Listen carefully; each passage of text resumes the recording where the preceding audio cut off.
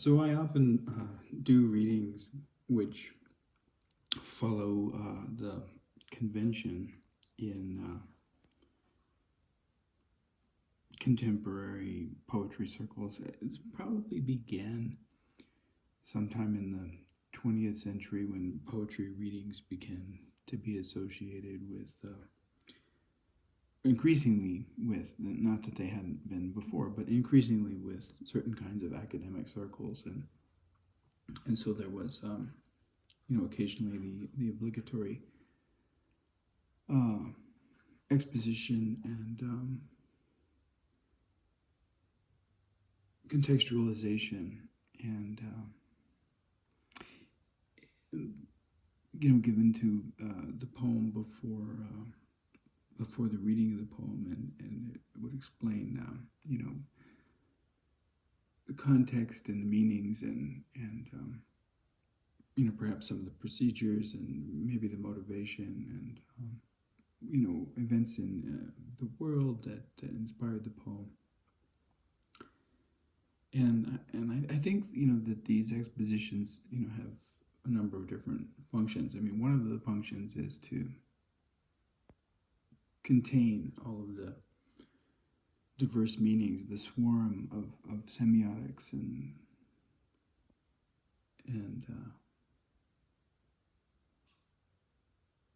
potential interpretive possibilities that arrive from any act of communication, and to sort of for the author to reestablish authority over the poem so that it's not taken from the author's hands, or at least to provide a narrative description of what that author believes to be the intention of the poem, and to request the honor of following that intention. And then of course the other function is to show a kind of the extent of the credentials of the author, to make the proper references to the proper investments in objects that preceded the author, that have a certain amount of cultural authority or a certain amount of value, it's in a way another way of listing one's credentials. My approach to these introductions for poems is a bit different, but I often establish what I would call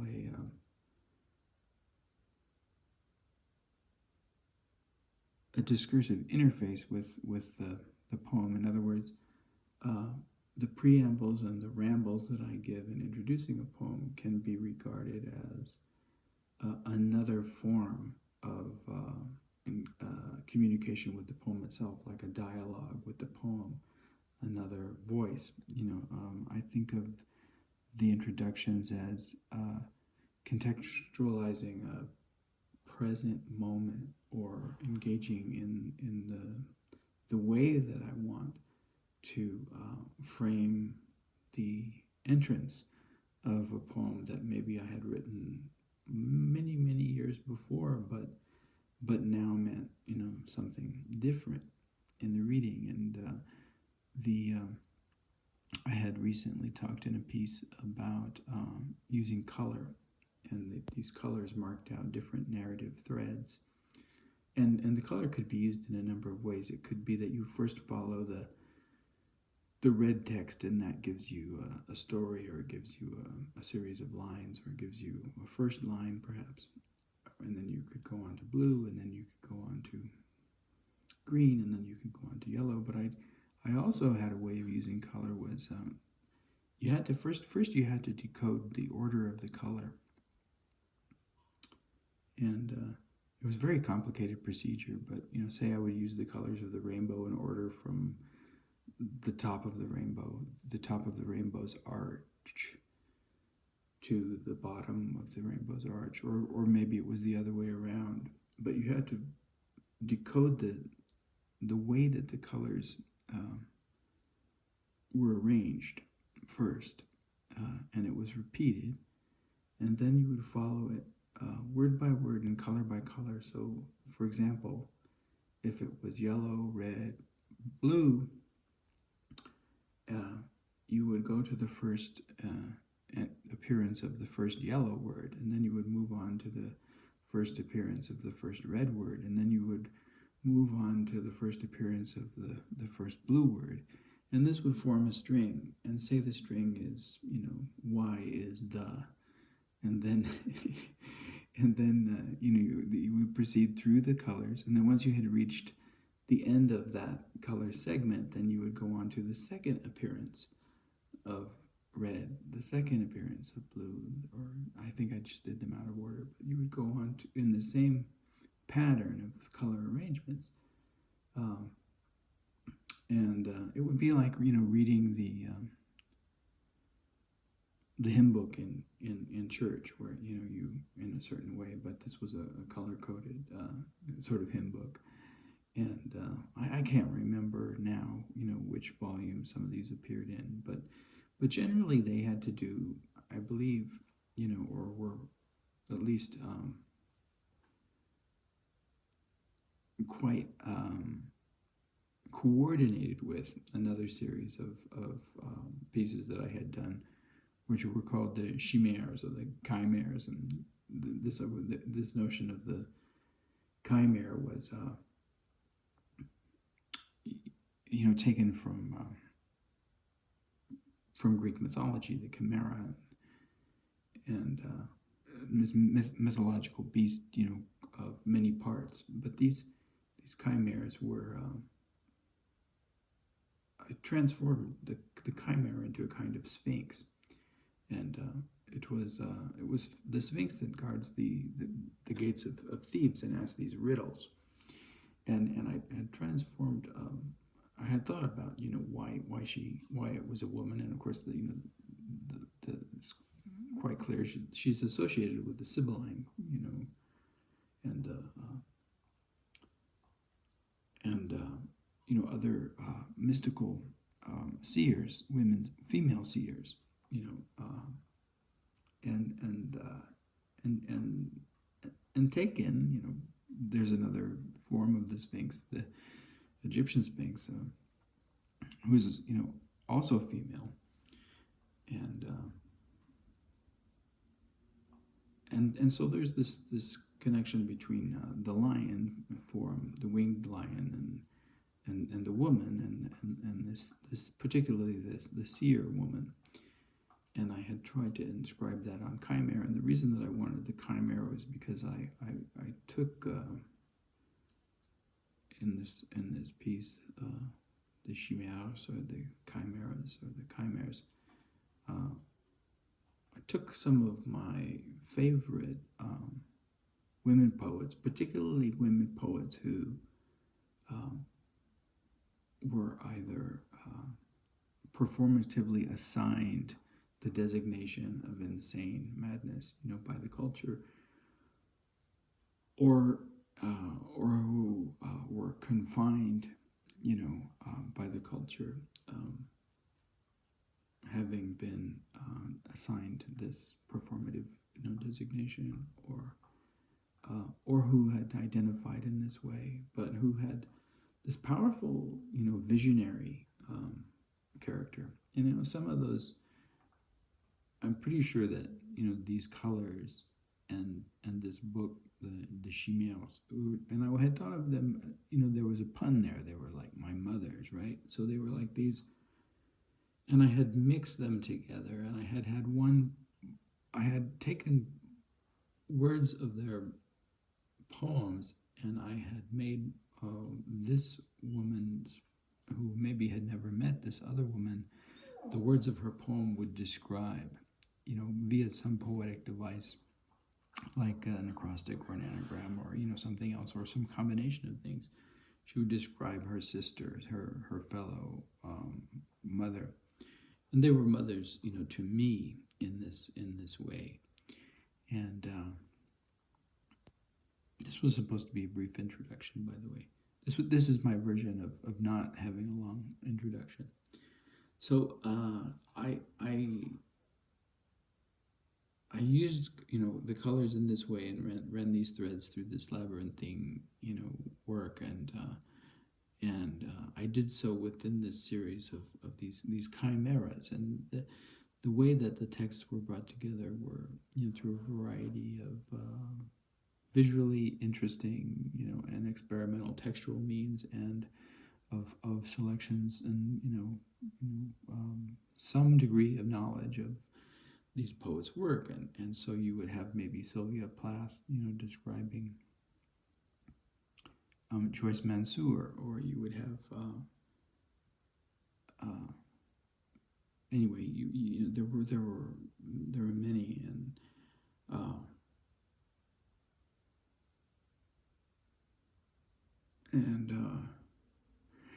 I guess I had been thinking about that because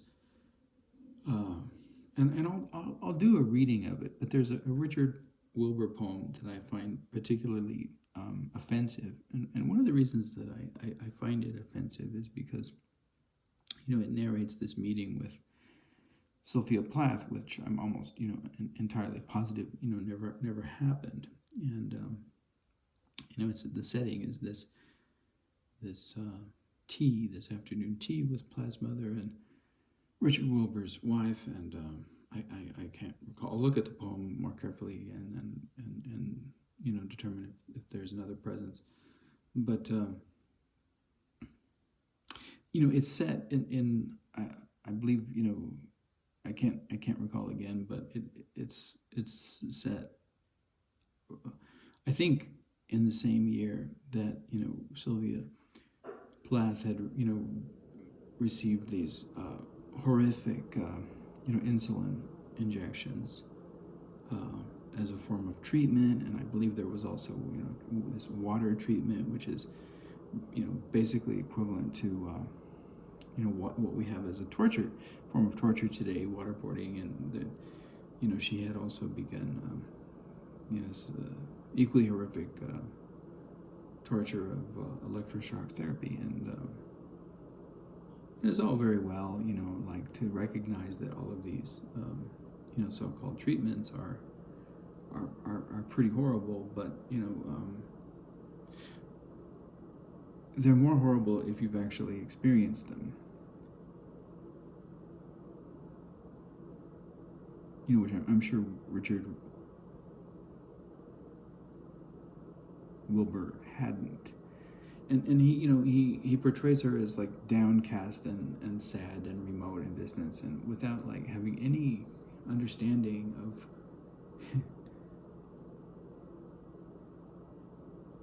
what it is to walk through hell. And in the end, it's a false in the end, what it really functions as is a false justification of the trivial content of most of his own works, and this overvaluation, this overvaluing of the strictures of structured form that he is a child of, and I honestly think that it grows out of a sense that in some way that he doesn't quite want to admit to himself, he recognizes how much more significant the work of someone like Sylvia Plath is than his own, and particularly in her strongest volumes, the work that emerges in the poetic collection Ariel. I don't honestly know if named after. It's interesting that the title of that volume is so powerful. Refers to the free spirit of a horse, and this act of chimeraship in its own right. When you ride and the rider and the horse in a certain sense become one, and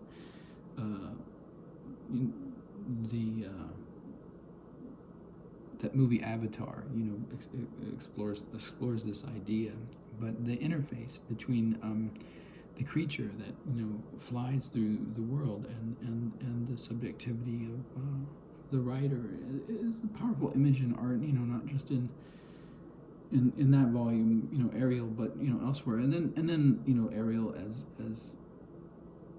this spirit figure, the spirit figure of light in Shakespeare's The Tempest, as opposed to Caliban, and yet Plath is so much more the Caliban than she is the Ariel, right?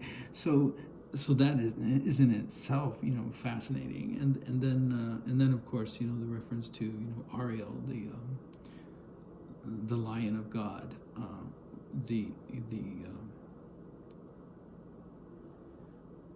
archangel that resides over the destinies of living creatures and life, of water and air and the health of beings on Earth, and I'm not sure to what extent Plath was a scholar of mythologies and sacred texts, but there's certainly a lot there, and I'm not sure whether Wilbur had even read the Bell Jar and would have recognized, like, that he's setting his poem and making himself look somewhat foolish in his limited understanding of her trauma, and other forms of trauma, even that precede her period in hospital, right? Like abuse, physical abuse, in her relationship with her husband, Ted Hughes, and a whole host of other issues that someone that is basically conservative, as Richard Wilbur was, that don't want to recognize, and that who's basically patriarchal, don't want to find the higher reason for her cry, and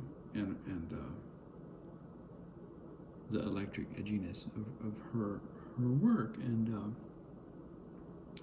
then seek some kind of justification of the banalities of the regular verse that he produces ad nauseum, and then that justification is, this is how I read the poem, is found in this imaginary meeting, with these figures in which he plays the good guy, but then admits to his failure. It's a kind of way of like saying, like, see, I failed, I couldn't help her, she was beyond the outsider. And I was thinking about all these things, and my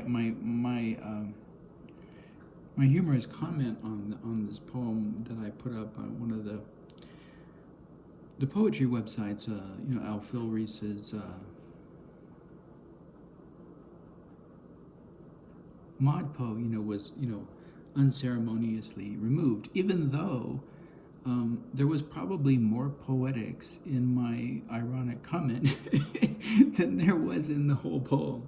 But never mind that. It was a different kind of poetics, right?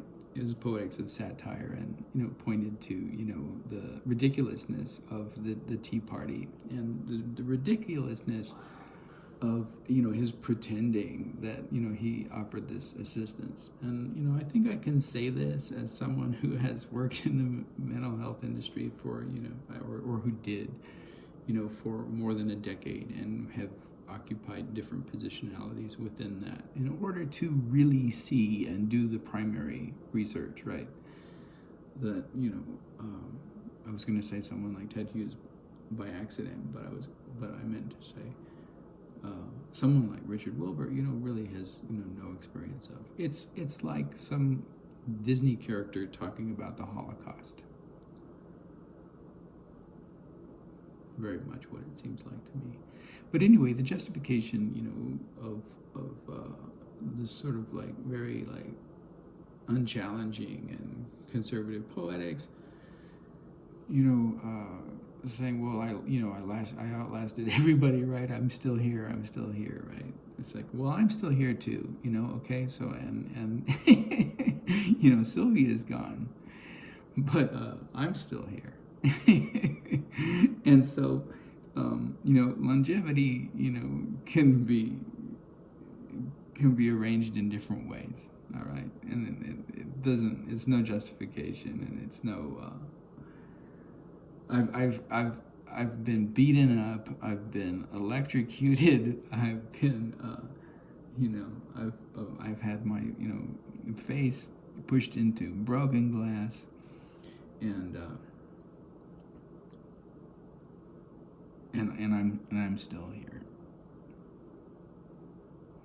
So there are a lot of different ways of surviving. You don't have to write bad verse. Or people will argue it's not bad, it's well crafted. Okay, the fastidious nature, the time spent on polishing could be spent in other ways. But that's a personal opinion. I mean, I can argue it as a philosophical position, but that exceeds ideas of taste. But ultimately, it's a matter of the way that one understands the relationship between politics and form. And if you on the same site, Al Filreis, he talks about language poets rejecting narrative as a conservative form. Well, what I'm doing right now, I'm narrating stories, I'm narrating consciousness. I don't think of narrative as inherently conservative. I do think of overcrafted sing-song rhymey poems as inherently conservative, however, so that's a difference in our understanding. But I had thought about all of this, and I had thought about the way that because I think there was some mention also of the distinction between walking the walk and talking the talk, and here's another example. Okay, so the Tea Party reminded me of the tea meeting reminded me of other kinds of parties and parties in academia, and the way that people present themselves. And I thought of these parties that I've been to, and I haven't honestly been to a lot of poetry academic parties, but mostly they occurred at the Rothenberg's house, Jerry and Diane's house, and I had the opportunity to meet a lot of poets in my time. I met and some I'm very happy to have met Edmund Jabez, Robert Duncan, William Everson,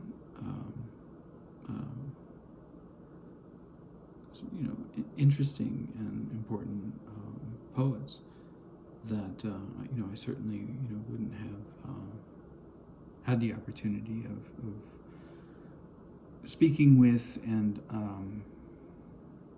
communicating with in other situations. But there were these discrepancies too, right? So just point to one example.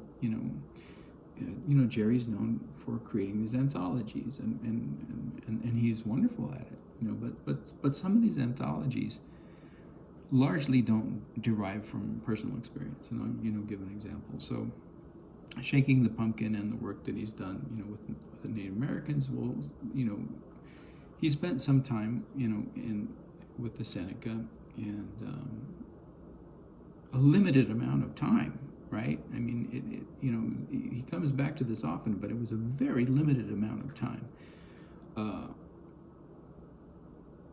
not exceeding, the boundaries of 2 years, and Allegheny isn't exactly, in the middle of a vast, Native American reservation.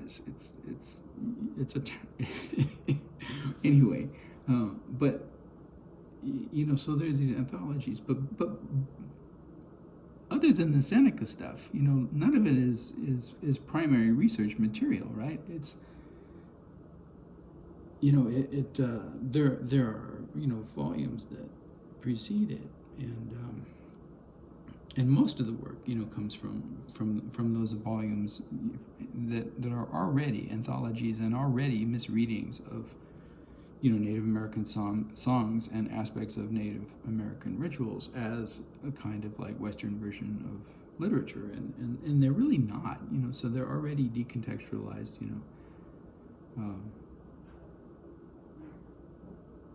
in these early volumes, and then they're sort of reappropriated to Jerry's volume. And one of the things that I found that was interesting at these parties is that, even though there's this use of this material, there were never any Native Americans there. There were never any Navajos. There were never any Lakota. There were never even any Seneca at these parties. And I attended these parties across a period of 30 years, but there were never really any other marginalized, positionalities that Jerry, professes, in his poetry and poetics of alterities either, So there's this way that poetry communities use these designations of the outside, and they romanticize them, but they don't really know them, or they don't really invite them in, to their homes. And madmen, or madness was another one of these figures of alterity, but there were never any madmen at these parties either. And other than me, maybe if they thought that I was mad, in a certain way, I guess that would make sense. That would have been a misreading of my work, but nevertheless, that could very well have been the case. But and honestly, I don't remember there ever having been even any African Americans at these parties. But all of that, going into the mix, at the end of this poem by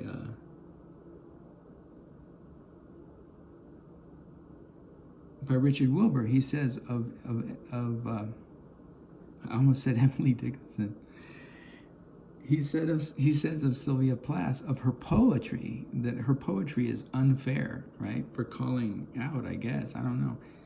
It's like that her poetry is unfair, but what about the parties? Is the absence of the mad not unfair? Is the absence of the African Americans poets in not unfair? Is the absence of Native people at these parties, like for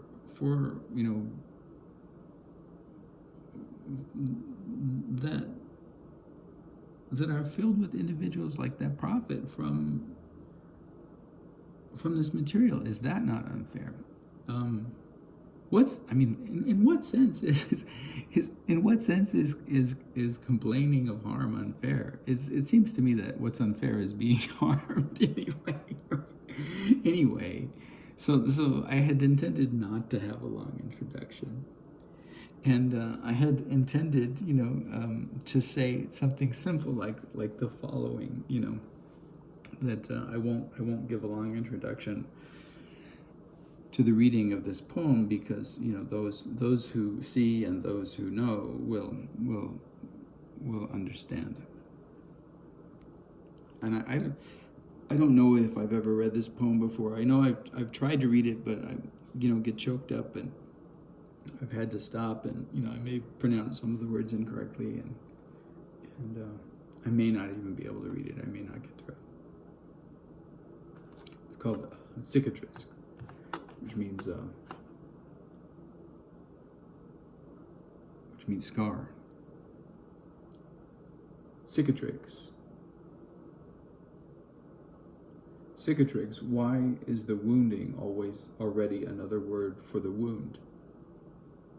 Why through it do we seek the return to origin? In hilum umbilicus, umphalos, nobalo, Why these mosses and ferns tangled against the broken stone? Why always another sign carved into the flesh of the revealing? Why always a finger pointing to the world beyond the world?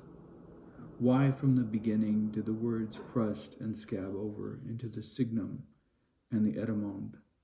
Why from the end do the voices tread backwards through pain, swarm, and surge of endless pattern and return?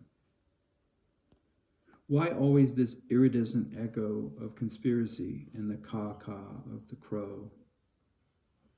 This hunger for darkness in the serendipitous storytelling of ravens. Cicatrix, what did the symbols say? It is true, the symbols said nothing, spoke not the pageantry of doves embracing the flight each umber dawn, spoke instead of the knots in wood, the loss of limbs, the imprisonment of the mad, and the abandonment of the child. Spoke quietly of the darkness of God, and fiercely of the useless gimcrack. Said Europa, Ariel, Miranda, Triton, Callisto, Rhea, Enceladus, and Ganymede. Mumbled the storm words of the ocean roar under the rasp gate of the blistering sun, scratched through the ellipses of the silent skin, creaked within the fissures of memory, spoke dumbly of the dervish dance in gap measure and the Idon sword spinning through yarn and whirl ever and ever into and away from self. Phoenix, why this metaphor of flame? Why burning embers and not the edge of an obsidian blade? Why not cut, stab, scratch, and furrow? Why lightnings and the sparks which fly and the pounding of metal against anvil or stone? Why a wheel of flame in the gyre or turning restlessly, wind scratching against brother-sister wind at the inauguration of time? Phoenix, what did the ashes say? It is true, the ashes said nothing, spoke of the starving wilderness and the bitter enmity between the raw and the cooked, spoke of harbored mournings for the dead, the scattered crusts of baked bread, and the angry burning of bridges between worlds, beliefs, breaths, and belongings. Sphinx, why hast the craftsman made thee? Dost thou know the words of the clay shaper who made thee, who kindled the fire and tore form from the desire to make thee? Why must the living image of your creation impede and strangle the seeker with the umbilicus of its riddles? Why must origin act both as destiny and defect? How is gate guardian the child of opening? How is lion a striped woman of stone? Sphinx, what did the numbers say? It is true, the numbers said nothing, said 2 and 3 on the road to Thebes, said 4 when primordial mouth gaped being into the void, said 10 at the invention of order, and 11 in realizing that all was not left well enough alone. By gematria, counted the sightings of the hidden scar in the unfolding of love. By word magic, uttered the phrases for emptiness in the name of the hourglass. By apostrophe, misread the signs for 0 in the song of the insane handyman. Prefix, what did the entrance say? It is true, the entrance said nothing. Spoke an epitaph through the golden spiral, stuttered through the echoes between the cindered corridors, coughed and hiccuped amidst the granite and marble of the great silent columns. Choked sibilantly within the scream of the hapax legomenon. Radix, what did the tendrils say? It is true, the tendrils said nothing, though in this silence their fingers seemed almost as if to speak of something strange. In even syllables of everything at once, in odds of barely anything at all, wrote the root words on the page of water across the surface of the naked sand, clung to the aspirant trace flowing from star, falling through air, sweeping into curve of dune, racing backwards into the ocean or sea. Matrix, What did the origin say? It is true that origin sung, so mutely shrouded. Is it true what the oracle whispered, that there is nothing still and was nothing ever to remember, to learn, or to know? Falx, what did the wheat field say? It is true, the hewn stalk could not respond to the sickle, spoke with the complacency of the falcon in the gloved hand of the falconer. That's a reference to a Robert Duncan poem, by the way. Sorry for the interruption. Spoke of death in the steel crescent, of season's final harvest, of siege and striation, of main, of the curved beak of the hunting bird and the tool-using crow. Axe, what did the woodsman say? It is true, the woodsman said nothing, spoke not of the cutting, but only that which falls, when there was no one left present still to hear. Cicatrix, what did the wound say? It is true, the wound said nothing, said vertex in transflux, story told of Castor and Pollux, riddled in hoax and paradox, spoke of the helix and the heterodox, said annex and equinox, said calyx, codex, crux, curtilax, larynx, index, carapex, and screen.